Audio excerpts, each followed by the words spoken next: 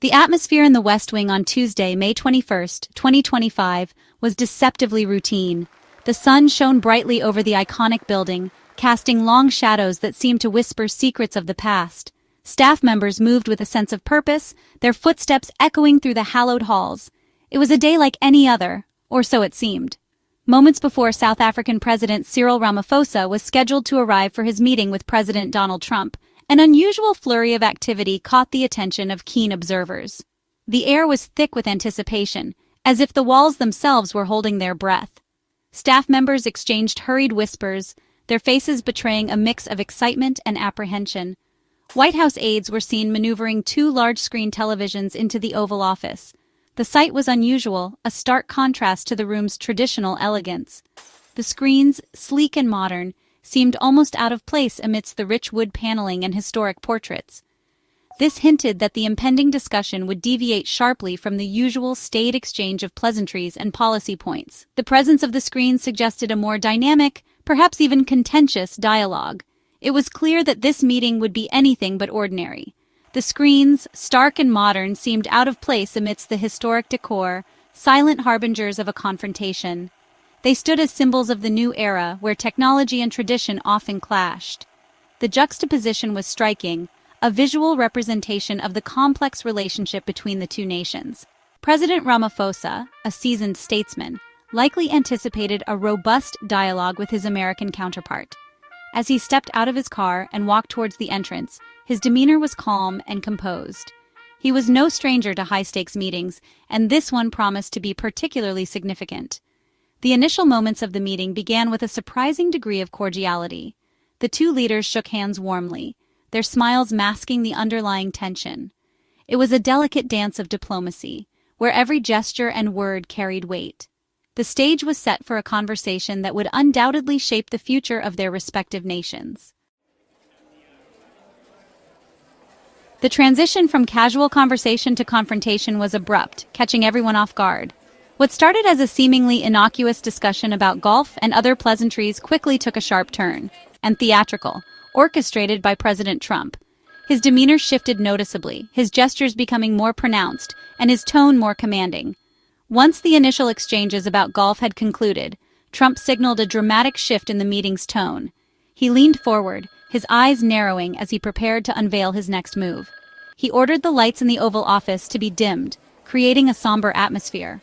The sudden change in lighting added a layer of gravity to the room, making it clear that the conversation was about to take a serious turn. The large-screen televisions flickered to life, casting an eerie glow across the dimly lit room. All eyes turned to the screens, anticipation hanging thick in the air. Trump screened a video that purported to lay bare a campaign of persecution against white South Africans. The footage was carefully selected to provoke a strong emotional response. The video included clips of juliusmalema singing Dubul Ibhunu, Shoot the Boer, intended to shock and provoke. The song, controversial and inflammatory, was meant to underscore the narrative Trump was pushing. The entire presentation was designed to paint a picture of a South Africa in chaos, a narrative popular among certain segments of Trump's right-wing base. The images of protests and unrest were juxtaposed with Trump's commentary, creating a stark and alarming portrayal of the situation. As the video played, Trump watched the reactions of those in the room closely, gauging their responses. His expression was one of determination, as if he was on a mission to convince everyone present of the urgency and gravity of the issue. Ramaphosa's reaction was a mix of surprise and concern. The South African president had not anticipated such a dramatic and confrontational approach.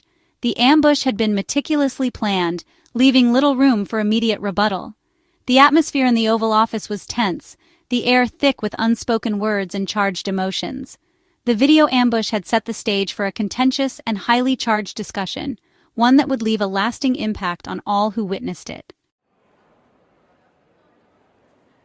President Cyril Ramaphosa, renowned for his role as Nelson Mandela's chief negotiator, has always been a figure of calm and collected diplomacy.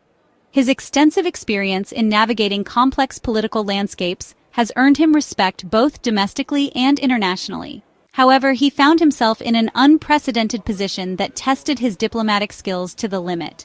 As the provocative video played during a high-stakes meeting, the room was filled with an air of tension and anticipation. His reaction was one of visible shock, a rare moment where his usually composed demeanor faltered. Reports described him watching the presentation silently, his discomfort palpable. Despite the initial shock, he quickly gathered his thoughts. Ramaphosa did not allow the ambush to derail his diplomatic composure.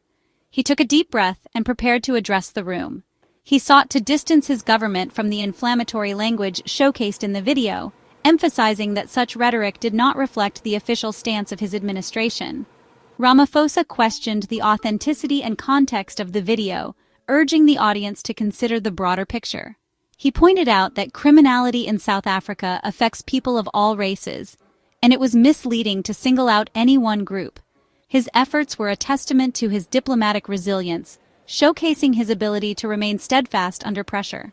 Ramaphosa attempted to inject factual context into a situation designed for emotional impact, highlighting the importance of rational discourse in the face of sensationalism. His response was a masterclass in maintaining poise and promoting understanding, even in the most challenging of circumstances.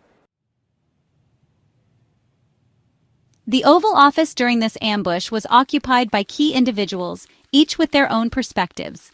On the American side were Vice President J.D. Vance and Commerce Secretary Howard Lutnick.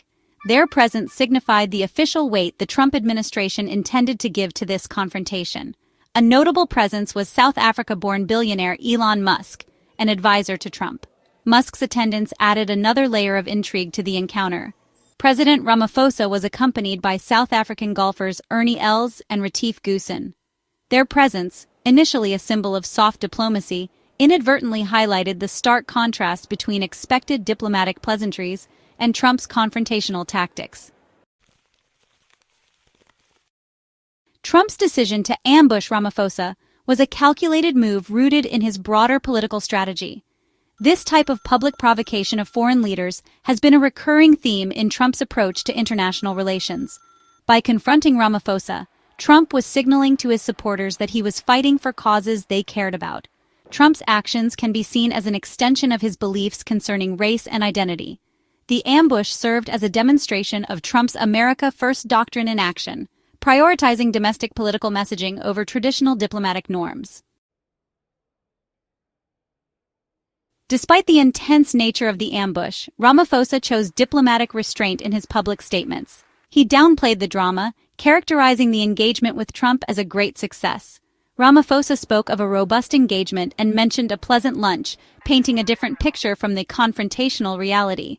This public posture aimed at mitigating further damage to U.S.-South Africa relations. However, the diplomatic niceties could not mask the economic repercussions. Shortly after the encounter, Trump announced his intention to impose a 30% tariff on South African products. The implementation of these tariffs was paused for 90 days, leaving the South African economy in a state of uncertainty. The ambush quickly reverberated through the political landscapes of both the U.S. and South Africa. In the U.S., figures critical of Trump's foreign policy condemned his actions. Democratic Senator Jeanne Shaheen voiced concerns that Trump's approach was undermining established alliances. In South Africa, reactions were more complex, reflecting the country's internal political dynamics. Mzwanele Nihonso praised Ramaphosa's handling of the situation. Juliusmalema's EFF party criticized Ramaphosa's delegation for failing to adequately counter Trump's narrative. Media coverage on both sides extensively reported on the confrontation, highlighting the unprecedented nature of such a direct ambush. To understand the context of Trump's ambush, it is crucial to consider the realities of contemporary South Africa. The issue of land ownership is deeply rooted in the injustices of apartheid. The South African government has been grappling with how to address this legacy. The inclusion of Juliusmalema singing Dubul Ibhunu in Trump's video requires careful contextualization. The narrative of a white genocide or targeted persecution of white South Africans is not supported by credible evidence. Crime rates in South Africa are high, affecting all communities. Reducing these complex national challenges to a simplistic narrative of racial persecution is a profound misrepresentation. The ambush carries significant implications for U.S.-South Africa relations. Such a confrontation erodes the foundations of trust essential for productive bilateral ties. For South Africa, being subjected to this treatment by a major global partner sends a chilling message. It signals a departure from conventional diplomacy towards a more transactional engagement. The incident reflects poorly on America's global standing. Other nations may view this episode with apprehension, potentially benefiting rival powers like China and Russia. The path forward for U.S.-South Africa relations will require considerable effort to rebuild trust and find common ground.